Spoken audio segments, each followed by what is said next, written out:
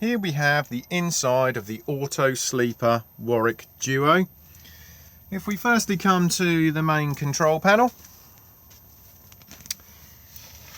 you'll see that we can turn the 12 volt on and off just here. After that, we then have battery selection. So at the moment we are using the leisure battery to run the back end of the van. If I now press this button just here, we can now switch over to the vehicle battery, and this is now the battery we are running the back end of the van on. Whichever battery you've selected on here, when you are hooked up to main supply, is then the battery that you are actually charging. After that, we then have water pump on and off. We need the water pump on so we can get water out of the taps and fill the boiler if it has been drained down. And then lastly, we have freshwater level gauge just here. Beneath this we have the main isolator for the top lighting.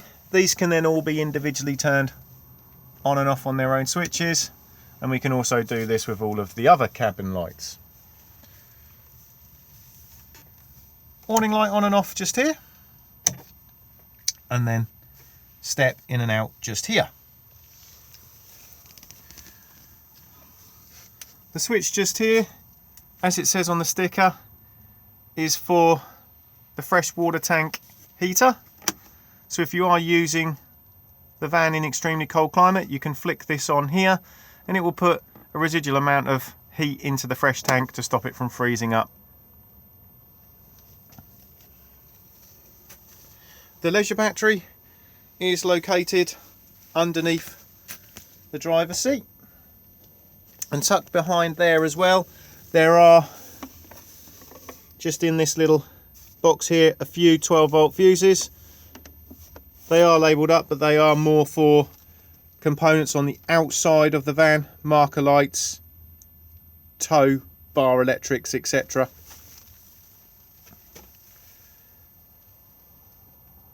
Next we have the microwave. This will work when you're hooked up to main supply. Do make sure that contents are removed for travel. And then we have quick start, stop just here, power settings, defrost, etc. We then have the hob. We have an electric hot plate just here, again like the microwave, will work when we're hooked up to main supply, and it operates just here, and the red light comes on to let you know it's in operation. And then we have the 3 gas rings, and that is push in, twist and push the igniter.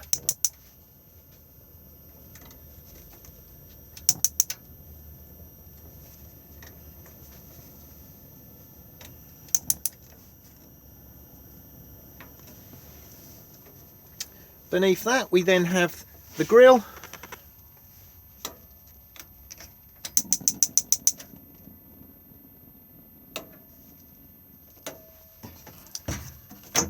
And the oven.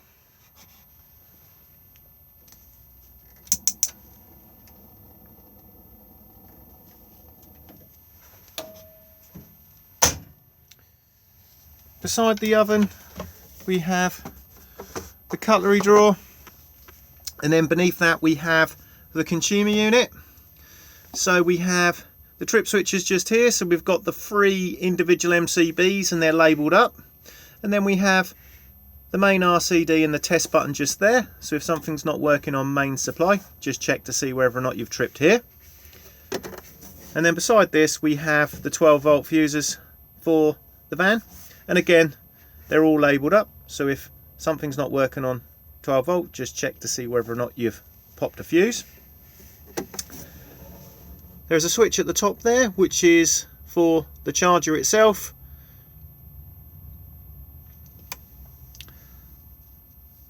We then have the gas isolation taps for the van. Top one is for the hob and cooker, the middle one is for the heating and hot water, and the bottom one is for the fridge.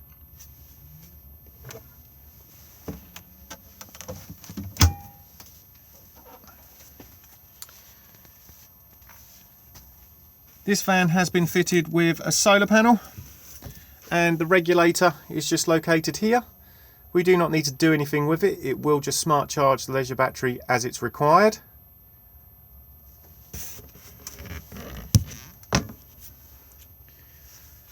Here we have the controls for the heating and the hot water.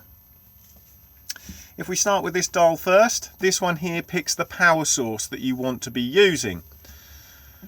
So you'll see we've got a little notch just here. So if we start with the top one, we have two wavy lines, and this would be mains electricity using 2 kilowatts. Next we can use mains electricity at 1 kilowatt. This is handy if we're on a low amp site to try and stop ourselves from tripping. If we have no mains connected at all, we can solely run off the gas tank. If we have both power sources available, we can run in dual fuel mode. So we can run on mains electricity at 1 kilowatt and gas, and mains electricity at 2 kilowatts and gas. These two settings here are extremely handy, especially in the winter months if you want to get up to temperature nice and quickly. But at the moment I'm going to pick mains electricity at 2 kilowatts. Once we've done that, we then come to this side to select whether or not we would just like hot water, heating, or both. At the moment the system is off. If we now flick up, we have 40 degrees. So we are now using mains electricity at 2 kilowatts, and we're heating hot water to 40 degrees. You'll see a green light's come on to let you know it's on, and you'll see a little amber light has appeared here. This amber light will go out once the water temperature has been achieved. This amber light here is just letting you know that you have main supply. If we now flick it up, we then have hot water at 60 degrees. If we now flick back to off again, and we flick down one, we have a little picture of a flame. This little flame on this side represents heating. So on this side it represents gas, but on this side it just represents the heating. If we then want heating and hot water, we then flick down again. So we'll have hot water at 60 degrees and then the heating on. We control the temperature of the heating on the inner dial here, with 1 being the coolest and 5 being the hottest. If I now just select gas, you will see that the little amber light has just gone out just here because we're no longer using main supply.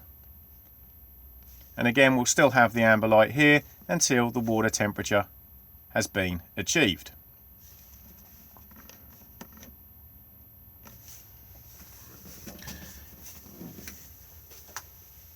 If we now come to the Thetford fridge, we turn it on just here. Once we've done this, we can then select the power source.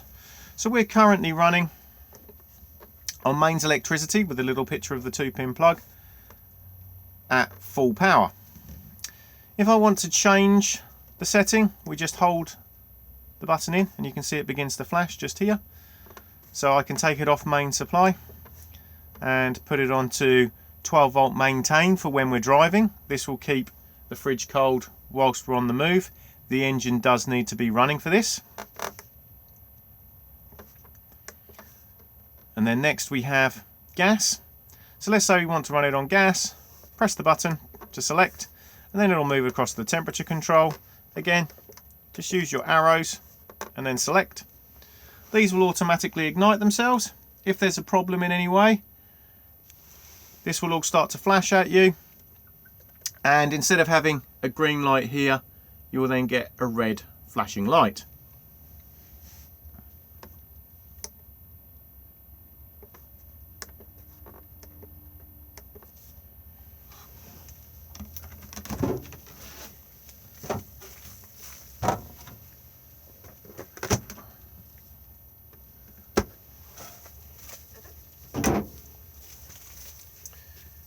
If we now move into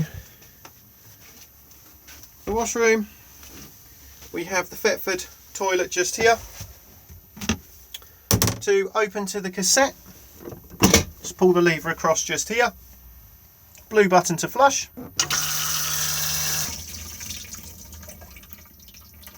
And then close back up again. If this has been left open and you try to remove the cassette from the outside, it will not come out. So if you feel resistance, just make sure that this has been closed. Level indicator just here, so this will illuminate when the cassette needs emptying. We then have the pull down basin.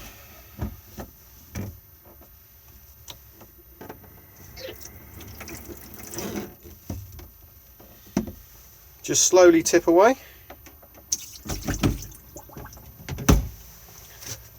And then we have the shower just here.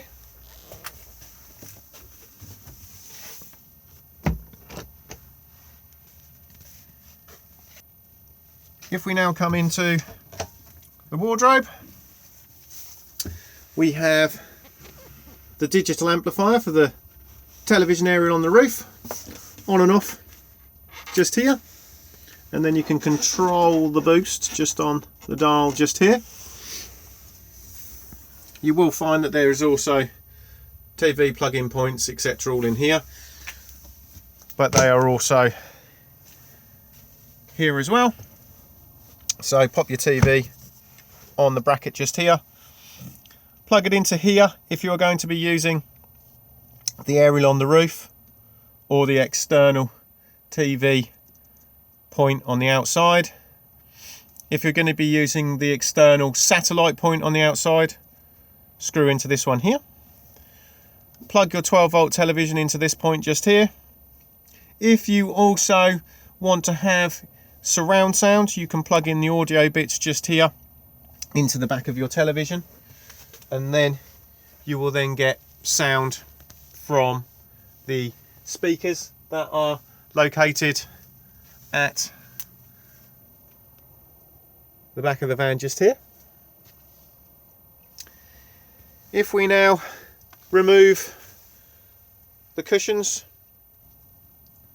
and then lift up, you'll see we have storage underneath, and this drawer can also just slide out.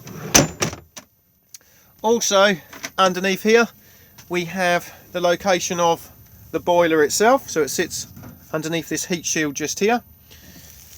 You'll see there's a switch here that says water heater and heater. This is the switch for it on main supply, so if this is turned off and you're plugged into mains and then you attempt to use the controls up here, they will not work, so just leave the switch on. Again, we have a tank heater switch, this one being for the waste tank. And then we also have the location of the drain valve for the boiler itself. This particular drain valve is automatic, so if there's water in the boiler and the drain valve is closed, once the temperature inside the van drops below 3-4 degrees, this will automatically open and drop all the water out of the boiler to frost protect itself. What we can also do is manually drain the boiler. If you are going to be manually draining it for winterization, make sure the water pump is turned off, and then come to this blue diamond here and twist it. When we twist it, a blue button is going to pop out at the base of the unit. So if I now twist it, it's quite a tight fit, and this will be even tighter because you will see at the moment I've removed the heating ducting to show you more clearly. So if I now twist it, you'll see now a little blue button's popped out at the bottom, and you can see through the gas drop holes just there that the water is now draining out underneath the van. To close it back up again, twist the blue diamond back and then push the blue button back in again.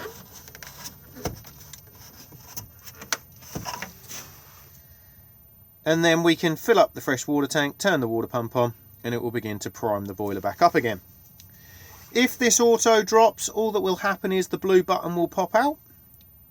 and all you need to do to reset it is push it back in again. If you're pushing it back in and it will not stay in, it's just too cold in the van, and you'll need to turn your water heater, your heating on to generate some heat, and once there's enough warmth in the van, you'll be able to reset it.